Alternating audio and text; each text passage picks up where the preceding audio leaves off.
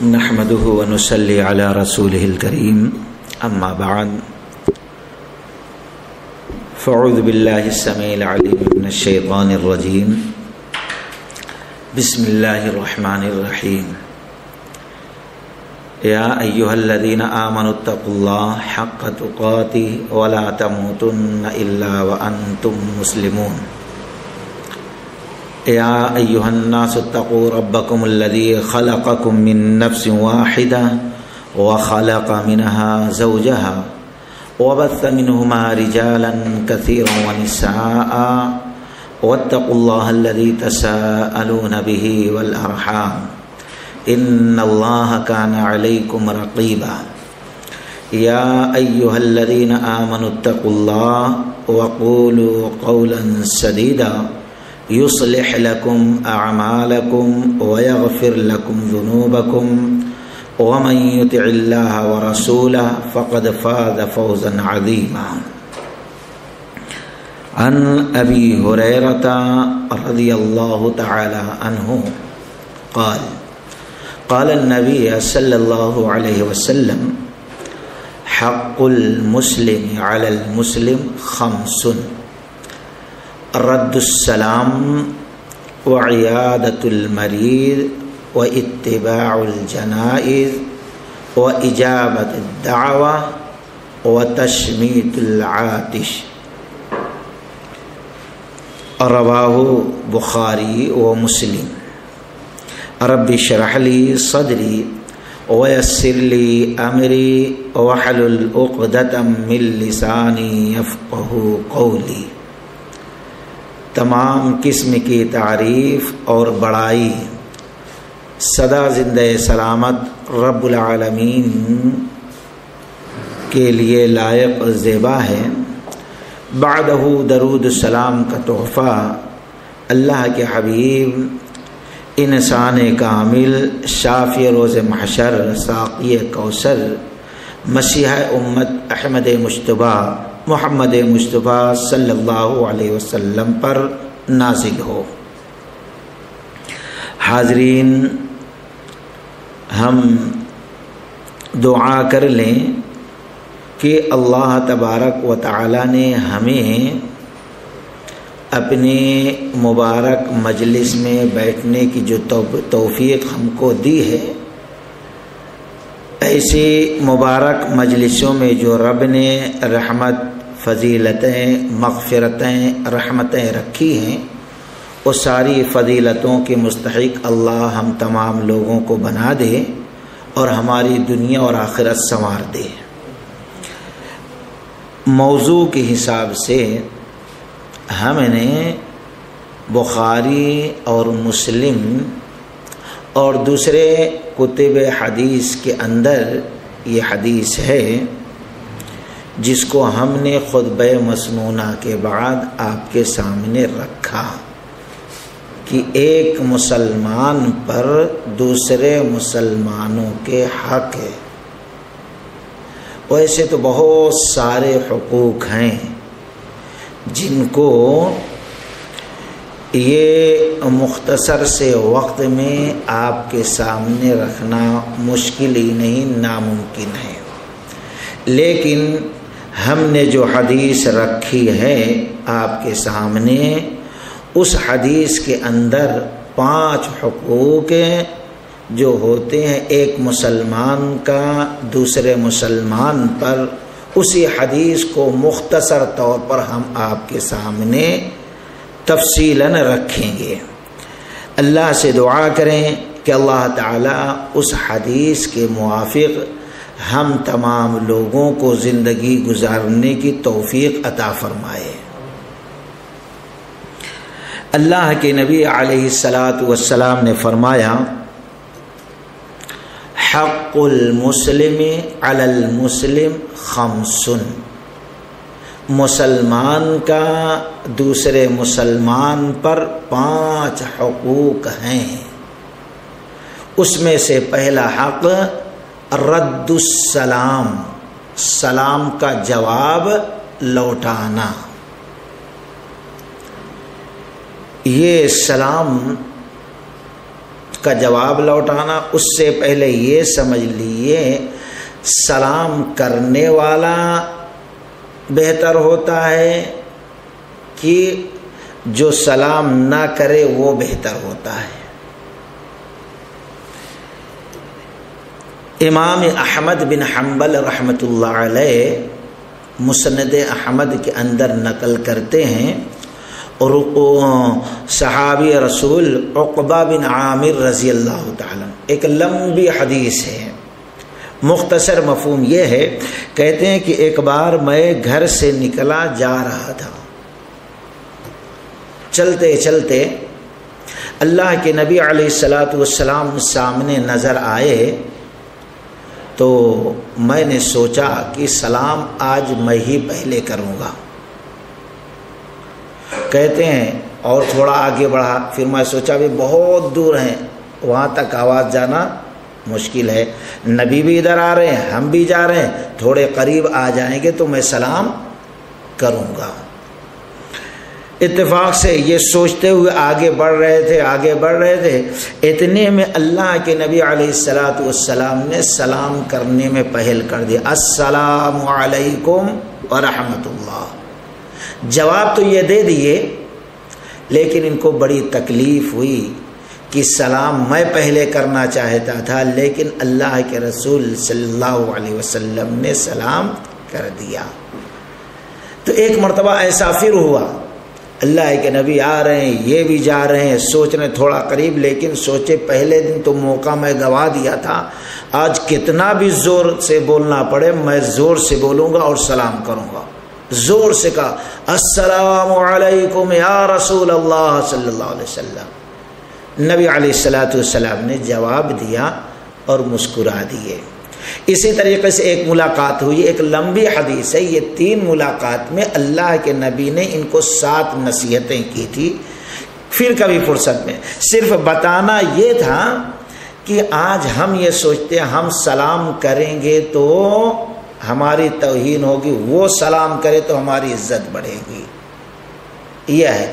جبکہ امام ترمذی رحمۃ اللہ علیہ ابو امامہ رضی اللہ تعالیٰ عنہ سے نقل کرتے ہیں کہ اللہ کے نبی علیہ الصلاۃ والسلام نے فرمایا ان اول الناس، اللہ کے نزدیک بڑا وہ ہے، اللہ کے نزدیک محبوب وہ ہے، اللہ کے نزدیک پیارا وہ ہے، اللہ کے نزدیک بہتر وہ ہے، اللہ کے نزدیک افضل وہ، ان اول الناس، لوگوں میں افضل وہ ہے سب سے، من بدأ باللہ بالسلام، جو سلام کرنے میں پہل کرتا ہے۔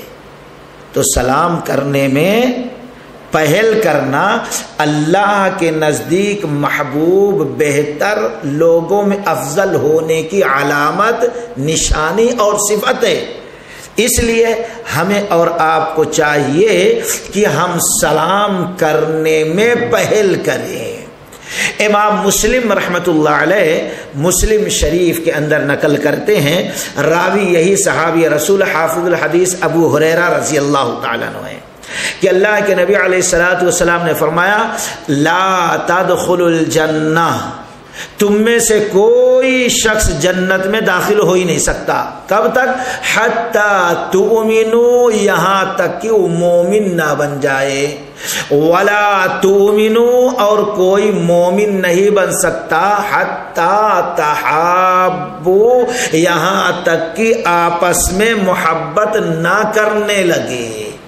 اور پھر آپ نے فرمایا اولا ادلکم علی شیء اذا فعلتم، اے صحابیو کیا میں ایسی بات کی اطلاع خبر نہ دے دوں، اگر تم اس کو کر لو تو تمہارے اندر محبت ہو جائے گی، تم آپس میں محبت کرنے لگو گے، جب محبت کرنے لگو گے تو ایمان کامل ہو جائے گا، اور جب ایمان کامل ہو جائے گا تو جنت میں داخل ہو جاؤ گے۔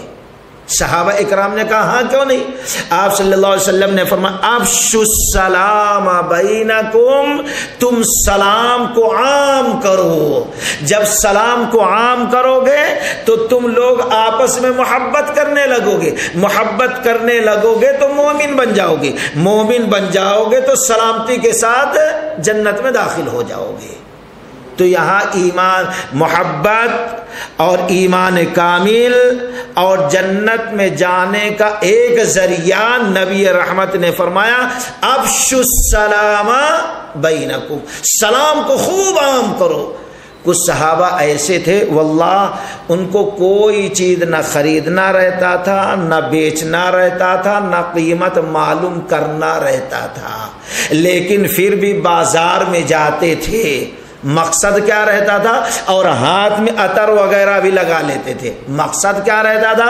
ہمارے مسلمان بھائی ملیں گے، ہم السلام علیکم کریں گے تو اللہ کے نزدیک افضل ہو جائیں گے. جب مصافحہ کریں گے تو اللہ کے نبی علیہ الصلوۃ والسلام نے فرمایا جب دو مومن بھائی یا مومنہ عورتیں آپس میں سلام کرتی ہیں تو اللہ تعالیٰ ان کے سارے گناہ کو معاف فرما دیتا ہے.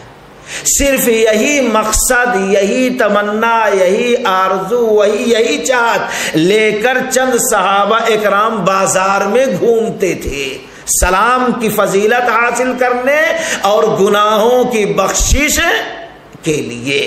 اب ہم ملے، آپ چلیے چل رہے ہیں، بیچ میں ایک دیوار آ گئی، او جدار، اللہ کے نبی نے فرمایا یعنی سلام کتنا عام کرنا ہے.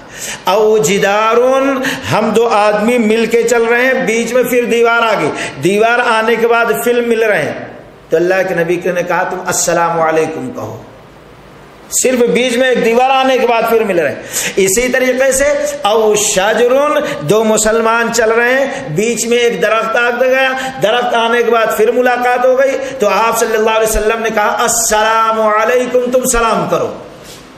چل رہے ہیں دو مسلمان، چلتے چلتے او حاجرن، بیچ میں پتھر آ گیا، پتھر آنے کے بعد جدا ہو گئے، پھر بعد میں جا کے ملتے ہیں تو اللہ کے نبی علیہ الصلوۃ والسلام نے فرمایا کہ آپس میں پھر سلام کر لو. لیکن آپن ہے ایک مرتبہ گھر سے نکلے، پھر گھر میں آ گئے، السلام علیکم کہے، پھر گئے، پھر اماں بھی غصے میں، اب کیا رہے دیوانہ ہوگا، چپ چپ گھڑی گھڑی سلام آ کر لے رہا ہے. یعنی یہ لا علمی کی علامت ہے، نادانی ہے. اللہ کے نبی علیہ الصلوۃ والسلام تو کہہ رہے ہیں سلام کو عام کرو. آپ سے ایک مرتبہ پوچھا گیا کہ اسلام کے سب سے بہتر چیز کیا ہے تو آپ نے فرمایا اطعموا الطعام وافشوا السلام، تم آپس میں ایک دوسرے کو کھانا کھلاؤ، سلام پھیلاؤ، محبت پیدا ہو جائے گی. اسلام کی سب سے بہتر چیز یہ ہے، لیکن آج ہم نے اس کو چھوڑ دیا ہے. تو خیر یہاں پہلا حق جو ایک مسلمان کا دوسرے مسلمان پہ ہے، سلام کرے وہ تو جواب دے. اب سلام کس انداز میں ہونا چاہیے؟ سلام کس انداز میں؟ السلام علیکم. یہ اللہ کے نبی علیہ الصلوۃ والسلام بیٹھے ہیں، ایک صحابی آئے، کہا السلام علیکم، آپ نے جواب دیا، پھر کہا عشرہ، 10. پھر دوسرے صحابی آئے السلام علیکم ورحمۃ اللہ، تو آپ صلی اللہ علیہ وسلم نے کہا 20. تھوڑی دیر کے بعد تیسرے صحابی آئے، کہا السلام علیکم ورحمۃ اللہ وبرکاتہ، آپ نے کہا 30. صحابہ کرام کے سمجھ میں نہیں آیا، ایک آئے تو 10، دوسرے آئے تو 20، تیسرے آئے تو 30. اللہ کے نبی کیا ہے یہ معاملہ؟ آپ نے کہا جس نے کہا السلام علیکم اللہ اس کو 10 نیکیاں دیا، جس نے کہا السلام علیکم ورحمۃ اللہ تو اللہ تعالیٰ نے اس کو 20 نیکیاں دیا، اور جس نے کہا السلام علیکم ورحمۃ اللہ وبرکاتہ تو اللہ تعالیٰ نے اس کو 30 نیکیاں دیا. تو معلوم کیا ہوا؟ ہم کہیں سلام علیکم نہیں، السلام علیکم ورحمۃ اللہ وبرکاتہ، یہ پورا تو 30 نیکی اللہ تبارک و تعالی ہم کو دے رہا ہے اور اللہ کے نزدیک ہم افضل ہو جا رہے ہیں۔ اور ایک مسئلہ اہم یہ بھی یاد رکھ لینا چاہیے، آج ہم لوگوں کا ہے سامنے السلام علیکم بھائی، السلام علیکم، ٹھیک ہے، السلام علیکم، السلام علیکم۔ 1000 کی بھی مجلس ہے، ہماری آواز پہنچ رہی ہے تو صرف السلام علیکم ورحمۃ اللہ وبرکاتہ کہہ دینا ہے، ہر ایک کو السلام علیکم السلام علیکم، ایک مسئلہ۔ اور دوسرا مسئلہ، سلام کے وقت نہ تو انگلی کا اشارہ نہ تو ہاتھ کا اشارہ۔ اللہ کے نبی علیہ الصلوۃ والسلام کی حدیث ہے، بڑی سختی سے آپ نے روکا۔ دیکھو ہاتھوں کا ہلانا یہودیوں کی علامات اور انگلیوں سے اشارہ کرنا سلام کے لیے عیسائیوں کی علامت، دونوں کے علامتوں سے تم اپنے آپ کو پاک رکھنا، یعنی صرف السلام علیکم ورحمۃ اللہ وبرکاتہ، ہاتھ نہیں اٹھانا ہے اس طریقے۔ ہاتھ وہاں اٹھاتے تھے صحابہ کرام، بہت دور آدمی ہے وہاں تک آواز نہیں جا سکتی، جب کہتے تھے السلام علیکم منہ سے بھی کہتے تھے اور ہاتھ بھی ہلاتے تھے تاکہ آواز نہ پہنچے تو ہاتھ سے سمجھ لے کہ یہ آدمی سلام کر رہا۔ لیکن جہاں تک آواز پہنچ جاتی ہے وہاں تک نہ منڈی کا اشارہ نہ ہاتھ کا اشارہ۔ لیکن آج ہم کسی بھائی کو سلام کریں السلام علیکم، ہاتھ نہ اٹھائیں، ارے کتنا بد اخلاق گھمنڈی آدمی ہے کہ ہاتھ ہی نہیں اٹھا رہا ہے، یہ دیکھو، جبکہ منع ہے اور پھر اس طریقے سے ہے۔ تو ان چیزوں کا خیال رکھا جائے کہ تو السلام علیکم یہ ہے۔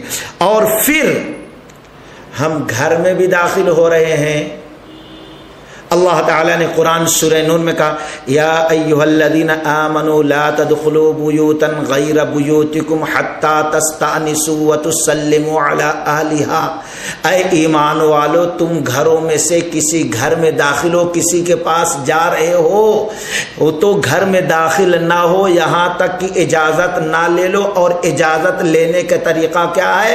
السلام علیکم ورحمۃ اللہ۔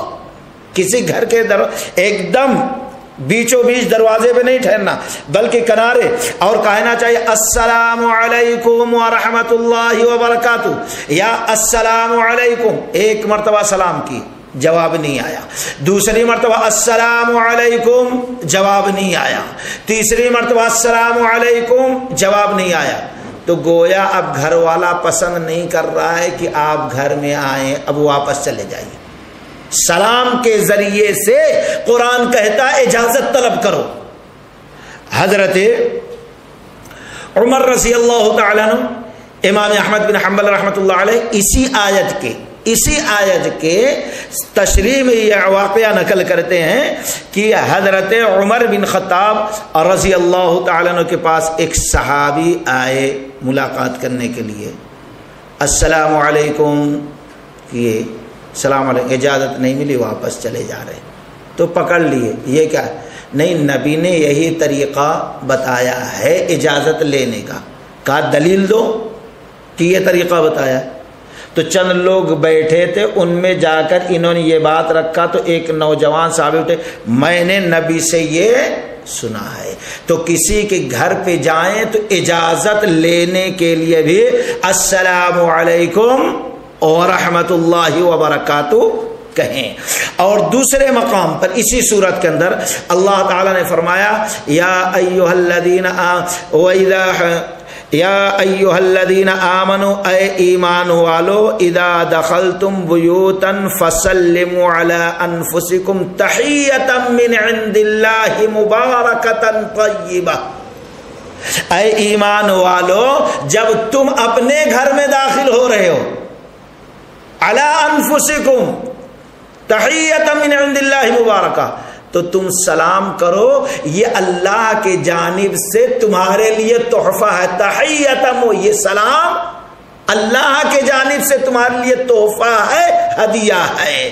اب اس میں فائدہ کیا ہے؟ آج ہم لوگ آتے گھر میں داخل ہو گئے، ارے کیا ہے، سب اپنی اماں ابا ہیں، کیا چوپ سلام کرنے میں شرم آتی ہے، یا بیوی ہے، ارے جورو کو کہیں سلام کرنا۔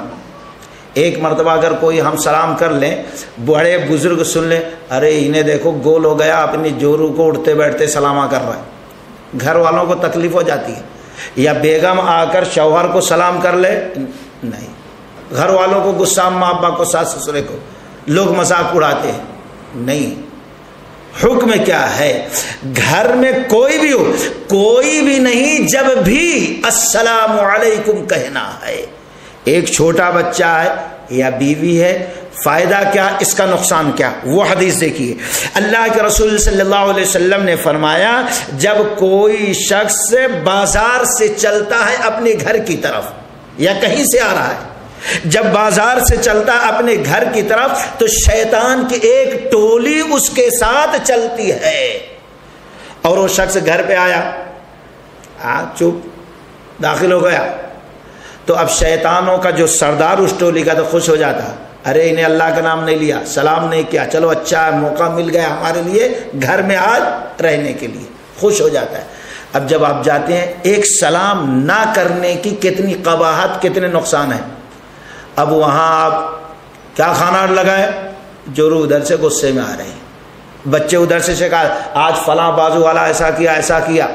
یعنی اب شیطان جو داخل ہوا ہے، برکت نہیں ہوگی، محبت پیدا نہیں ہوگی، اچھی بات نہیں ہوگی، لڑائی جھگڑے، شکوہ شکایت، غیبت، چغل خوری، ٹینشن کی بات رہتی ہے، صرف ایک سلام نہ کرنے کی وجہ سے. ٹھیک ہے، سلام نہیں کیے، آ گئے، تو میں ہو گئی، کبھی اتفاق اکثر ایسا ہوتا ہے. اور پھر اس کے بعد کھانے بیٹھے، اللہ کا نام نہیں لیا، بسم اللہ، شیطان خوش ہو جاتا ہے، چلو ہمارے لیے کھانے کا بھی انتظام ہو گیا وہاں شیطان. اور پھر اس کے بعد سونے گئے، نحوست آئی ہے، شیطان داخل ہوا ہے، بے برکتی آئی، لڑائی جھگڑے ٹینشن. اب سو رہے ہیں، دعا نہیں پڑھے، اللہ کے نام کا تذکرہ نہیں کیے جو طریقہ بتایا گیا. اب شیطان خوش ہو جاتا، چلو سونے کا بھی بستر مل گیا، اب سو جاتا ہے. سونے والے کے بال میں 3 گھیٹی لگاتا ہے، 3 گنٹھ مارتا ہے پڑھ پڑھ کے. اب ایسا آدمی سویا، اگر اٹھ جا رہا ہے اذان سن کر، اٹھتا ہے، دعا پڑھتا ہے، الحمدللہ الذی احیانا بعدما اماتنا، تو 1 گھنٹہ وضو کرتا ہے، دوسری بستر چھوڑتا، آزاد ہو جاتا، نماز پڑھ لیتا ہے، تر و تازہ اس کا چہرہ خوش خرم رہتا ہے، دن گزرتا ہے. لیکن اب سلام نہیں کیا، شیطان آیا، گھٹ مارا، اب یہ سو گیا ہے. سورج نکلنے کے بعد انسان جب اٹھتا ہے تو سب سے پہلے اس کو حاجت کی ضرورت، پیشاب کی، طہارت کی ضرورت ہوتی. شیطان بھی جب اٹھتا ہے تو اب اس کے لیے بھی ضرورت ہے پیشاب کی. کہاں کرتا؟ اب سونے والے کے کان میں پیشاب کر دیتا ہے. اتنی نحوستیں صرف سلام نہ کرنے کی وجہ سے. اللہ کے نبی علیہ الصلوۃ والسلام نے فرمایا جب تم گھر میں داخل ہو، تحیۃ مبارکہ، اللہ کے جانب سے تحفہ ہے تمہارے لیے یہ سلام، تم سلام کر لو تو وہ شیطانوں کا سردار اس ٹولی کا، جماعت کا، روتا ہے، کہتا ہے ارے اس نے اللہ کا نام لے کر نبی کی سنت پہ عمل کر کے اب ہمارا گھر میں داخل ہونا منع کر دیا، اب اس گھر میں ہم داخل نہیں ہو سکتے، اس نے اللہ سے سلامتی کی دعا کر لی ہے. سوچو جب سلامتی کی دعا نحوست نہیں، رحمت کے فرشتے داخل ہو رہے ہیں تو محبت کی باتیں ہوں گی، پیار کی باتیں ہوں گی، رحمتیں ہوں گی، برکتیں ہوں گی، ساری چیزیں ہوں گی. تو اللہ تعالیٰ کہہ رہا ہے جب گھر میں تم داخل ہو تو سلام کرو، سلام کرنے والا افضل ہوتا ہے. سلام نہیں کیے ویسے داخل ہو گئے. کبھی گھر کی عورتیں کپڑا بدل رہی ہیں کس انداز میں، ہم کو بھی شرمندگی، ان کو بھی کبھی کبھی ایسا ہو جاتا ہے. اس لیے یہ ادب، یہ اخلاق، یہ طریقہ بتایا گیا سلام کا. اسی طریقے سے قرآن کہتا وَإِذَا حُيِّيتُم بِتَحِيَّةٍ فَحَيُّوا بِأَحْسَنَ مِنْهَا أَوْ رُدُّوهَا. وَإِذَا حُيِّيتُم، جب تم کو سلام کیا جائے، وَإِذَا حُيِّيتُم بِتَحِيَّةٍ فَحَيُّوا بِأَحْسَنَ مِنْهَا، تو اچھے انداز میں سلام کا جواب لوٹاؤ. اب اچھے انداز میں کیا ہے سلام کا جواب لوٹانا؟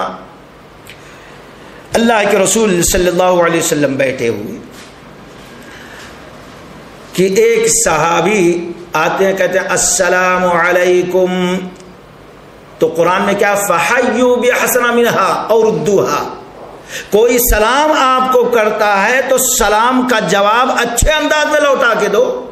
فَأَيُّ بِأَحْسَنَ مِنْهَا أَوْ رُدُّوهَا. اب اچھے انداز میں کیا ہے؟ آنے والا کہتا ہے السلام علیکم. اللہ کے نبی علیہ الصلوۃ والسلام جواب دیتے ہیں. اچھے انداز میں سلام کا جواب دینے کا طریقہ کیا ہے؟ آپ کہتے ہیں وعلیکم السلام ورحمۃ اللہ. آنے والے نے صرف کہا السلام علیکم. قرآن کی آیت پہ عمل کرنا ہے, اچھے انداز میں لوٹانا ہے. جواب کیا نبی دے رہے؟ وعلیکم السلام ورحمۃ اللہ وبرکاتہ. تمہارے اوپر سلامتی ہو, ورحمۃ اللہ, اللہ کی رحمت ہو. پھر دوسرے صحابی آتے ہیں, وہ کہتے ہیں السلام علیکم ورحمۃ اللہ. اب حکم ہے اچھے انداز میں لوٹاؤ. تو اللہ کے نبی جواب دیتے ہیں وعلیکم السلام ورحمۃ اللہ تک سلام کرنے والے نے کہا تھا, آپ نے کہا وعلیکم السلام ورحمۃ اللہ وبرکاتہ. اچھے انداز میں ایک الفاظ اور بڑھا دیا. پھر تیسرے صحابی تھوڑی دیر کے بعد آتے ہیں, وہ کہتے ہیں السلام علیکم ورحمۃ اللہ وبرکاتہ. اللہ کے نبی علیہ الصلوۃ والسلام لوٹاتے ہیں وعلیکم السلام ورحمۃ اللہ وبرکاتہ. اب اس کے آگے جملہ نہیں ہے. کچھ لوگ ملا لیتے ہیں ومغفرۃ الصحیحہ کے اندر. البانی رحمۃ اللہ علیہ کہتے ہیں یہ حدیث کے الفاظ نہیں ہیں. تو اب کوئی شخص یہ تینوں الفاظ سلام میں کہتا ہے تو ہمیں یہ تینوں الفاظ ہی پہ اکتفا کرنا چاہیے. ومغفرۃ کا لفظ نہ نبی نے جواب میں کہا اور ہمارے لیے مناسب نہیں ہے کہ ہم یہ الفاظ نکالیں. یہ ہے اچھے انداز میں سلام کا جواب دینے کا طریقہ. اور اسی طریقے سے کبھی ایسا ہوتا ہے کوئی شخص کسی کے ذریعے سلام بھیجوا دیتا ہے, تو وہ کیا طریقہ ہونا چاہیے؟ حضرت عمران بن حسین رضی اللہ تعالیٰ عنہ کہتے جب نبی علیہ الصلوۃ والسلام کے پاس کوئی سلام لے کر آتا تھا, فلاں نے آپ کو سلام بھیجا ہے, تو آپ کہتے تھے علیہ وعلیک السلام. علیہ اس پر جس نے سلام بھیجا اس پر بھی سلام, وعلیک السلام اور تم سلام لے کر مجھ تک آئے ہو تم پر بھی سلام. یہ ہے طریقہ جو کسی کا سلام لے کر آئے اس کو جواب دینے کا. تو مختصر یہ ایک مسلمان کا حق دوسرے مسلمان پر پہلا یہ ہے رد السلام. اگر مسلمان سلام کرے تو دوسرے مسلمان پر فرض ہو جاتا ہے کہ وعلیکم السلام کہہ کر جواب دے. کبھی ایسا ہوتا ہے دشمنیاں ہوتی ہیں, ایک بار ہم سلام کیے جواب نہیں دیا بھائی, یا کبھی کتنے ایسا کتنی عجیب بات ہے, کتنی گری ہوئی بات ہے. جواب زبان سے دینا وعلیکم السلام اور السلام علیکم, ٹھیک, یعنی 25 گرام کی زبان ہم نہیں ہلاتے, حرکت کرتے, 2 کلو کا منڈا ہلا دیتے, ہاں ٹھیک. یہ سنت کے خلاف ہے بھائی, گناہ ہے.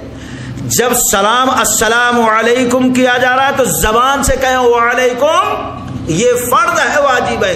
منڈی ہلانا یا کہ حرکت دینا 100% ایک دم غلط ہے, شریعت کے خلاف ہے. تو پہلا یہ ہوگا مختصر طور پر. دوسرا, اللہ کے نبی علیہ الصلوۃ والسلام نے فرمایا وعیادۃ المریض. دوسرا حق مسلمان کا دوسرے مسلمان پر, جب کوئی مسلمان بیمار ہو جاتا ہے تو اب دوسرے مسلمان پر یہ حق ہے کہ جا کر اس کی عیادت کریں. اور عیادت نہ کرنے کی وہ قباحت دیکھو جو حدیث قدسی ہے, مسلم کی ایک لمبی روایت. مختصر یہ کہ میدان محشر میں اللہ تبارک ان اللہ تعالی عز وجل یوم القیامہ, اللہ تبارک و تعالی قیامت کے دن ایک بندے سے سوال کرے گا, کہے گا مریض تو, میں بیمار تھا, تو میری عیادت کے لیے کیوں نہیں آیا؟ بندہ پریشان ہو کے اے اللہ آپ تو رب ہیں, آپ بیمار, یہ سمجھ میں بات نہیں آتی. ٹھیک ہے آپ کہتے ہیں میں بیمار تھا, مان لیا, لیکن آپ مجھے ملتے کہاں کہ میں آپ کی عیادت کرنے آتا, خیر خیریت پوچھنے آتا. اللہ تعالیٰ کہے گا اس وقت میدان محشر، میرے بندے، میرا فلاں مسلمان بندہ بیمار تھا، تو اس کی عیادت کر لیتا تو گویا تو نے میری عیادت کیا۔ کتنا بڑا حق ہے آج جس سے مسلمان محروم۔ اگر دن قیامت اللہ ہماری گردن پکڑ لیا اس پر، مسلمان بندے کی عیادت نہ کرنا گویا رب کی عیادت نہ کرنا ہے۔ اور کتنی بڑی فضیلت ہے، کتنا اجر ہے، کتنا ثواب ہے۔ پیارے نبی علیہ الصلوۃ والسلام نے فرمایا، ترمذی کی روایت ہے کہ جو شخص کسی مسلمان کی عیادت کے لیے جاتا ہے، جو شخص ہے اور پھر بیمار کے پاس بیٹھتا ہے، جب تک بیٹھے رہتا ہے اس کا شمار شریعت کی نظر میں یہ ہوتا ہے، اس کا شمار شریعت میں یہ ہوتا ہے کہ گویا وہ جنت میں بیٹھ کر جنت کے جھاڑوں سے گری ہوئی لذیذ کھجوریں چن چن کر جمع کر رہا ہے۔ اور کب تک جمع کرتا رہتا ہے؟ حتی یرجعو، یہاں تک کہ بیمار آدمی کے پاس سے اٹھ کر وہ اپنے گھر کی طرف نہ لوٹائے۔ 10 منٹ بیٹھتا ہے کہ 20 منٹ بیٹھتا ہے کہ 1 گھنٹہ، جب تک بیٹھا رہتا ہے گویا جنت کی کھجوریں وہ چن رہا ہے۔ اور دوسری روایت مسلم کی کہ نبی علیہ الصلوۃ والسلام نے فرمایا کہ جب کوئی شخص کسی بیمار بھائی کی عیادت کے لیے صبح کو نکل کر جاتا ہے، ابھی یہ گھر سے نکلا نہیں کہ اپنے فلاں مسلمان بھائی بہن بیٹی بیٹے کی ساتھی کی رشتہ دار کی پڑوس کی عیادت کریں، تو اللہ کی قسم اسی وقت اللہ تعالی مقرب فرشتے، 1 نہیں 2 نہیں 70,000 فرشتوں کی جماعت بھیجتا ہے۔ اور کب تک؟ سورج ڈوبنے تک وہ 70,000 فرشتے اس کے لیے دعا کرتے ہیں جو کسی مسلمان بیمار کی عیادت کے لیے گیا ہے۔ صبح گیا سورج ڈوبنے تک، اور پھر گارنٹی ہے کہ یہ ان کی دعا قبول ہوگی، کیونکہ 70,000 فرشتوں کو بھیجنے والا کون؟ دعا کے دینے کے لیے حکم دینے والا کون؟ رب ہے۔ گویا 70,000 فرشتوں کی دعا کی مستحق اللہ ہم کو بنا دیتا ہے۔ اور اگر کوئی شخص شام کو جاتا ہے بیمار کی عیادت کے لیے، سورج نکلنے تک 70,000 فرشتوں کو اللہ مسلط کر دیتا ہے، اس نیک آدمی کے لیے تم دعائے رحمت، دعائے بخشش، مغفرت کرتے رہو۔ اور فرشتے کرتے رہتے ہیں، رب قبول کرتا رہتا ہے۔ اب ہم جائیں بیمار تو اس حدیث کے حساب سے صبح جائیں تو بہتر ہے، یا شام کو جائیں تو بہتر ہے۔ صبح چلے جاتے ہیں شام تک دعائیں ملتی ہیں، شام کو جاتے ہیں صبح تک دعائیں، تو صبح یا شام کو مریضوں کی عیادت کے لیے جانا چاہیے۔ اب مریض کی عیادت کے لیے گئے تو طریقہ کیا ہونا چاہیے؟ پیارے نبی علیہ الصلوۃ والسلام کا طریقہ کیا تھا کہ بیٹھ جاتے تھے، جہاں تکلیف درد ہوتی سیدھے ہاتھ کو رکھ دیتے، کہتے تھے لا باس طہورا انشاء اللہ تعالی، یا کبھی اذهب الباس رب الناس اشفی انت الشافی لا شفاء الا شفاؤک شفاء لا یغادر سقما، یہ دعا پڑھ لیتے تھے۔ اور کبھی ایسا ہوتا تھا کہ آپ پوچھتے تھے تکلیف ہے، ہاں کیا کیا کھانے کا دل چاہ رہا ہے، تسلی دیتے تھے، ٹھیک نہیں کوئی بات نہیں اللہ شفا دے دے گا، اس طریقے سے تسلی۔ اور آج کیا ہے، کوئی بیمار ہے مہلک بیماری میں، 4 لوگ بیٹھیں گے، ارے بھائی تمہارے بیٹے کی شادی ہوئی، ہاں تمہارے، ارے اس کا دولہا ایسا نکل گیا، بیمار کے پاس بیٹھے ہیں کیا بات ہے کرنا، اور کچھ ارے اس کو یہ بیماری ہے، فلاں کو یہ بیماری انہیں فوراً مر گیا۔ اب بیمار آدمی کی طبیعت اچھی ہوگی کہ اور خراب ہوگی، اور ٹینشن کہ میں کہیں نہ مر جاؤں، تو ایسی بات نہیں کرنا چاہیے، بلکہ نبی کا کیا طریقہ، کیا کھانا ہے، گھبراؤ نہیں، اللہ تعالیٰ شفا دے دے گا، یہ طریقہ ہے، اور یہ دعا پڑھنا ہے۔ اور حضرت عثمان رضی اللہ تعالیٰ عنہ، عثمان بن ابی العاص رضی اللہ تعالیٰ عنہ کو بڑی تکلیف تھی، کہنے لگے اللہ کے رسول صلی اللہ علیہ وسلم بہت زیادہ تکلیف ہے، آئے ہیں نبی ان کی عیادت کے لیے. تو آپ نے فرمایا ایسا ہے جہاں تم کو درد ہے اپنے سیدھے ہاتھ کو اس درد کی جگہ پر رکھو، 3 مرتبہ بسم اللہ الرحمن الرحیم بسم اللہ الرحمن الرحیم پڑھو، 7 مرتبہ اعوذ بعزت اللہ وقدرتہ من شر ما اجد واحاذر پڑھو. پڑھنے لگے اللہ تعالیٰ شفا دے دیا. یہ ہے بیمار لوگوں کے عیادت کی فضیلت، اور وہاں بیٹھ کر طریقہ کیا ہے، کیا پڑھنا چاہیے، کیا کہنا چاہیے، اس کی تفصیل. اور اسی طریقے سے کبھی ہم اس طریقے سے بیمار کی عیادت کرتے ہیں، نبی کی سنت پر عمل ہوتا، بے انتہا اجر و ثواب ملتا، اور محبت الفت ہم پر ہمارے اندر پھیل جاتی ہے، ایک دوسرے کے لیے دل میں محبت پیدا ہو جاتی ہے. صرف یہی نہیں، مسلمان نہیں بلکہ غیر مسلم بھی بیمار ہے تو شریعت میں یہ ملتا کہ اس کی عیادت کے لیے بھی جانا چاہیے. آج ہمارے ماں باپ بیمار ہیں تو فون پہ بہت جا کے کر لیے تو بھائی خیریت ہے، دوا کھا لیے ہے. سوچو اللہ کے نبی علیہ الصلوۃ والسلام کے گھر پہ آتا تھا ایک یہودی بچہ، ایک دن نہیں دکھائی دیا، 2 دن دکھائی نہیں دیا، آپ نے پوچھا وہ بچہ نہیں آ رہا، معصوم بچہ، معصوم بچہ. کتنا بڑا درس ہے اخلاق کا اس واقعہ میں. اللہ کے نبی کو بتایا گیا وہ بچہ بیمار ہے، فوراً یہ نہیں میرا صحابی ہے، میرا رشتہ دار ہے، نہیں، یہودی بچہ، معصوم بچہ. گئے اس کے گھر پہ، سرہانے بیٹھ گئے، دیکھے سکرات کے عالم میں ہے، آخری سانسیں چل رہی ہیں. تو آپ نے بڑے پیار سے کہا، سرہانے بیٹھے ہیں، یا بنیا، اے لڑکے، قل لا الہ الا اللہ، آخری سانس چل رہی، اے لڑکے لا الہ الا اللہ کہو، اے پیارے بیٹے لا الہ الا اللہ. نبی جب کہتے تھے تو یہودی باپ سامنے ٹھہرا تھا، دیکھتا تھا باپ کو. پھر نبی کہہ رہے ہیں یا بنیا، اے پیارے بچے لا الہ الا اللہ کہہ دو، پھر باپ کی طرف دیکھ رہا ہے. پھر نبی کہہ رہے ہیں یا بنیا، اے پیارے لڑکے لا الہ الا اللہ کہہ دو، باپ کی طرف دیکھا. باپ نے کہا بیٹا ابو القاسم کی بات مان لو، ان کی بات ماننے والا کبھی نقصان میں نہیں تھا. اب اللہ کے نبی نے جب کہا پھر لا الہ الا اللہ، تو فوراً بچہ پڑھتا ہے لا الہ الا اللہ محمد رسول اللہ، ویسے ہی روح قبض ہو گئی. اب نبی بیٹھے ہوئے ہیں، ابھی وہاں سے اٹھے، اس کی آنکھ بند کر کے تو مسکرا رہے. صحابہ اکرام کو تعجب، اللہ کے نبی علیہ الصلوۃ والسلام مر گیا، غم کا وقت ہے اور آپ مسکرا رہے ہیں.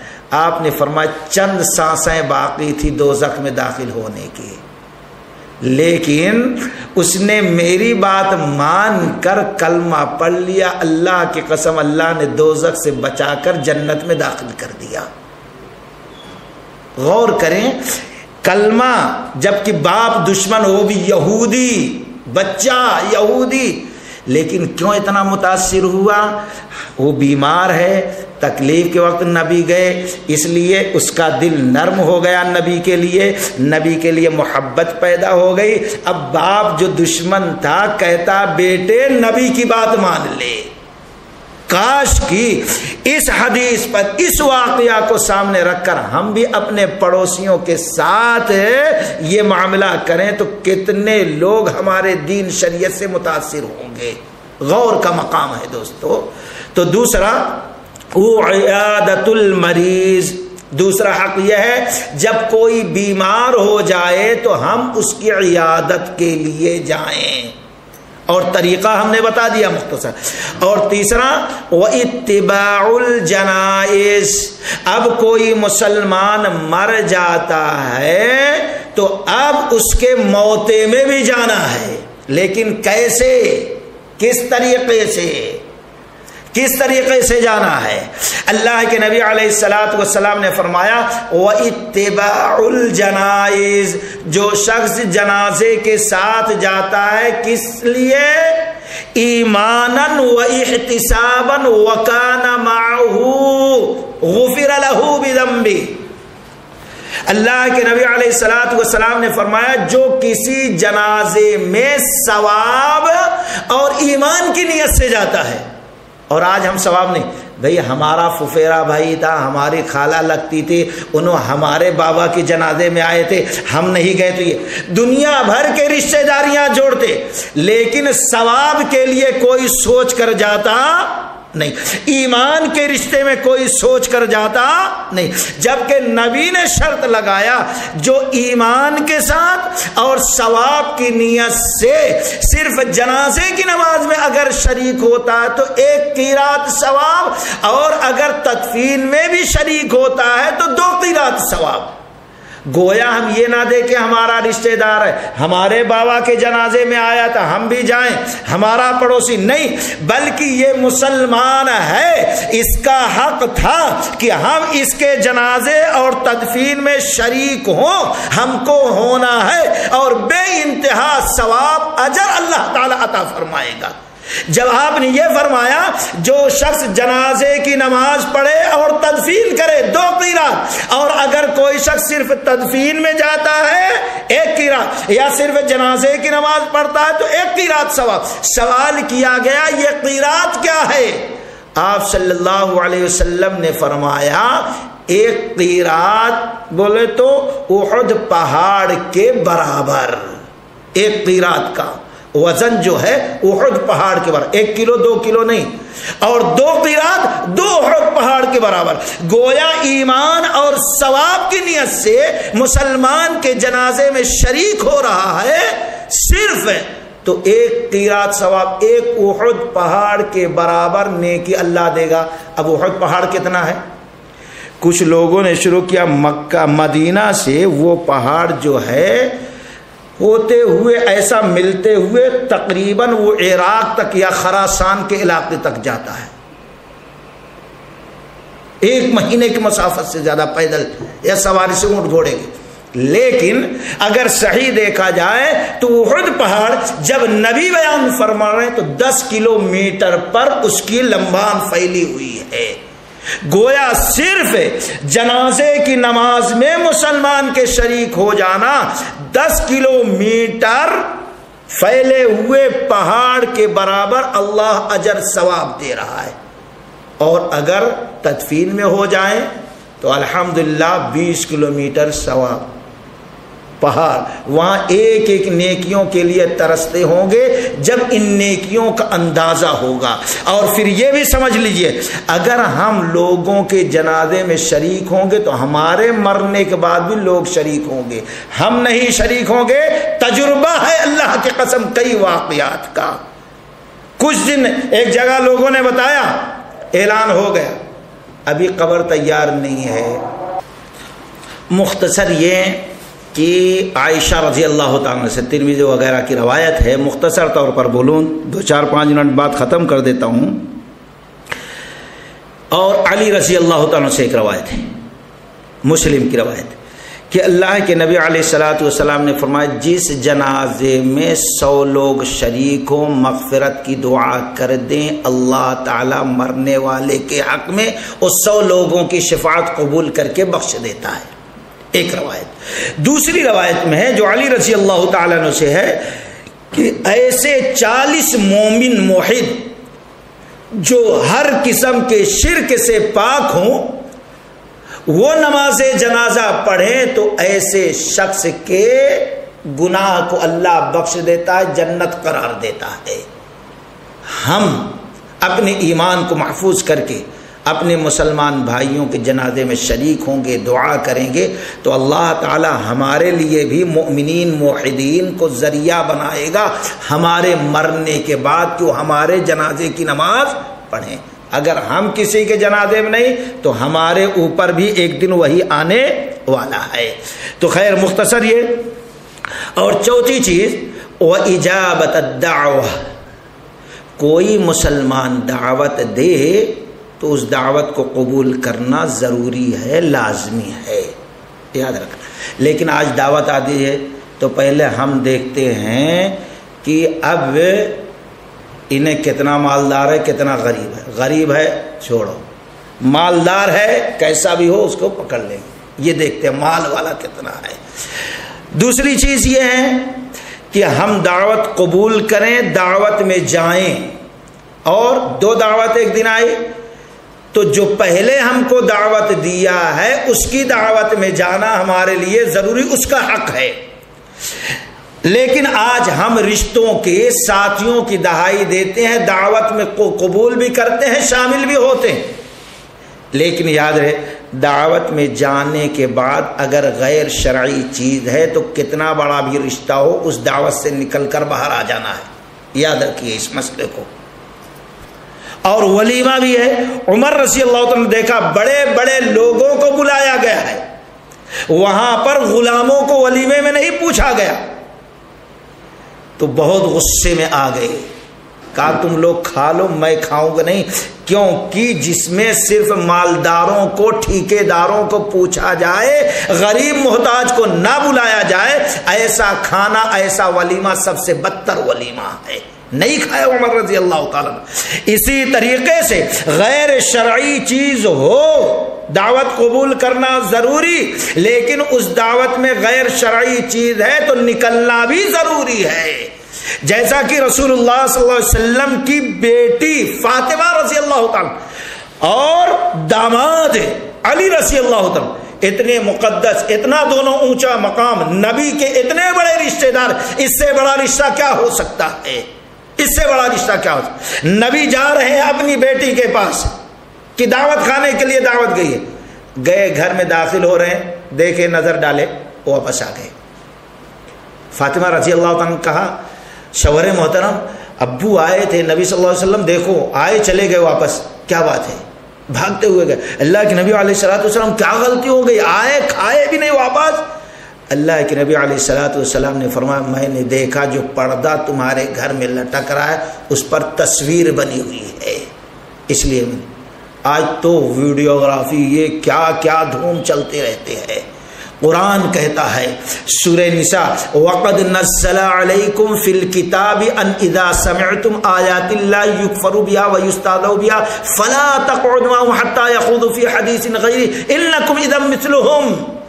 جب تم کسی مجلس میں ہو، دیکھو شریعت کے کسی آیت کے ساتھ، کسی حدیث کے ساتھ مذاق اڑایا جا رہا یا کفر کیا جا رہا تو اس مجلس میں نہ بیٹھو یہاں تک کہ وہ چیز چھوڑ نہ دے۔ اگر تم بیٹھے رہے نہیں انہوں کر لے رہے ہیں کر لینے دو میرا کیا رشتہ ٹوٹ جائے گا، تو جتنا کرنے والے کو عذاب گناہ اتنا بیٹھنے والے کو بھی گناہ عذاب ہے۔ قرآن کی آیت ہے سورۃ النساء کے وَقَدْ نَزَّلَ عَلَيْكُمْ فِي الْكِتَابِ، اور نبی کا یہ طریقہ یہ اسوہ ہمارے سامنے موجود ہے۔ واپس آ گئے تھے تو وَإِجَابَةَ الدَّعْوَةِ، چوتھا حق ایک مسلمان کا دوسرے مسلمان دعوت کو قبول کر لینا ہے۔ پانچواں وَتَشْمِيتُ الْعَطْشِ، جب چھینک آئے تو جواب دینا، کس طریقے سے؟ دوسری روایت آپ صلی اللہ علیہ وسلم نے فرمایا جب چھینک آئے، یہ چھینک اللہ تعالیٰ کی ایک نعمت ہے، کیوں؟ اس لیے آپ نے فرمایا چھینک اللہ کے طرف سے، چھینک آئے تو الحمدللہ کو۔ تھوڑی دیر کے لیے جب سانس رک جاتی ہے، اگر اسی پہ رک گئی ختم زندگی۔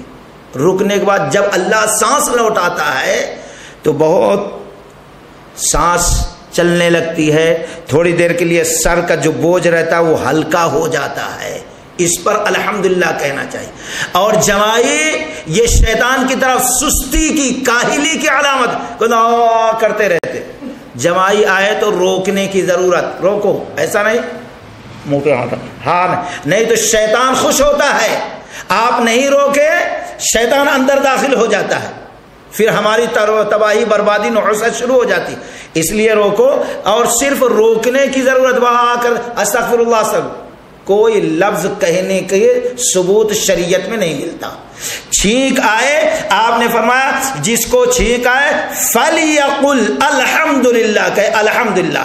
جب چھینکنے والا الحمدللہ کہہ دے تو وَلْيَقُلْ لَهُ یرحمکم اللہ، سننے والے جتنے مسلمان ہیں، مسلمان چیخنے والا کا الحمدللہ تو سننے والے کہیں یرحمکم اللہ۔ اب پھر چیخنے والا دیکھے سارے مسلمان ہمارے الحمدللہ کہنے پہ یرحمکم اللہ، اللہ تم پر رحم کرے، خوش ہو کر یہ کہے یہدیکم اللہ ویصلح بالکم، اللہ تم لوگوں کو ہدایت دے اور تمہارے حالات کو سدھار دے۔ یہ جواب دینے کا طریقہ ہے۔ تو مختصر یہ 5 حقوق ہیں۔ اس کے علاوہ دوسرے حدیث میں ایک اور ہے وَالنُّصْحِ لِكُلِّ مُسْلِمٍ، ہر مسلمان کا خیر خواہ بن کے رہنا، یہ بھی ایک مسلمان کا دوسرے مسلمان پر حق ہے۔ ہمدردی، خیر خواہی، تکلیف سے بچانا، فائدہ پہنچانا۔ اور 7واں حق تیسری روایت میں آپ صلی اللہ علیہ وسلم نے فرمایا یحب لأخیہ ما یحب لنفسہ، یہ حق یہ ہے کہ جو مسلمان اپنے لیے پسند کرتا ہے سارے دنیا کے مسلمانوں کے لیے وہی پسند کرے۔ یہ 7 بڑے اہم حقوق ہے اور بڑی پیاری حدیث ہے۔ اگر ہم اس پر عمل کر لیں تو الحمدللہ اختلاف، لڑائی جھگڑا، گالی گلوچ، یہ حسد، کینہ کپڑ، جلن، بغض، ایک دوسرے سے ناراضی، یہ ساری بیماریاں ختم ہو جائے گی۔ محبت، الفت، پیار کا ماحول ہوگا۔ اگر ہم اس پر عمل کر لیتے ہیں، ایک مسلمان کا دوسرے مسلمان پہ، الحمدللہ ایمان کا رشتہ اتنا مضبوط ہوتا ہے۔ دوسرے رشتے تو مرنے کے بعد ختم ہو جاتے ہیں، ایمان کا رشتہ مضبوط اتنا ہے کہ مرنے کے بعد اور مضبوط ہو جاتا ہے، اور اس پر بھی اللہ اجر ثواب عطا کرتا ہے۔ اللہ تعالیٰ سے دعا ہے کہ اللہ تبارک و تعالیٰ ان تمام حقوق کو ادا کرنے کی توفیق رفیق عطا فرمائے۔ بارک اللہ لنا ولکم فی القرآن المجید ونفعنا وإیاکم بالآیات والذکر الحکیم، وآخر دعوانا ان الحمد للہ رب العالمین۔ السلام علیکم ورحمۃ اللہ وبرکاتہ۔